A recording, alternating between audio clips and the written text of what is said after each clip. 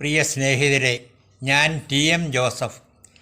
എൻ്റെ അധ്യാപക ജീവിതം ആരംഭിക്കുന്നത് 1963 കൊല്ലം ഫാത്തിമ കോളേജിൽ മാത്സ് ഡിപ്പാർട്ട്മെൻറ്റിൽ ഒരു ലെക്ചററായി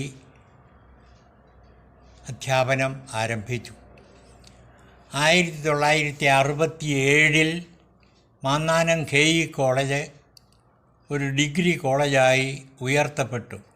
അന്നു മുതൽ മാത്സ് ഡിപ്പാർട്ട്മെൻറ്റിൽ HOD-ആയി ഞാൻ ജോലി ചെയ്തു തുടങ്ങി. 1996 ജോലിയിൽ നിന്ന് വിരമിച്ചു.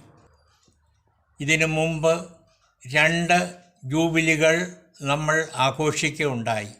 ഒന്ന് രജത ജൂബിലിയും പിന്നീട് സുവർണ ജൂബിലിയിലും.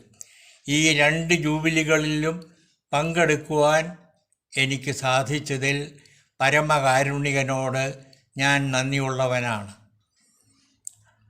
2024 ജൂൺ 23 നടക്കുന്ന ജൂബിലിയിലും ഡയമണ്ട് ജൂബിലിയിലും പങ്കെടുക്കുവാൻ എനിക്ക് ആഗ്രഹമുണ്ട്.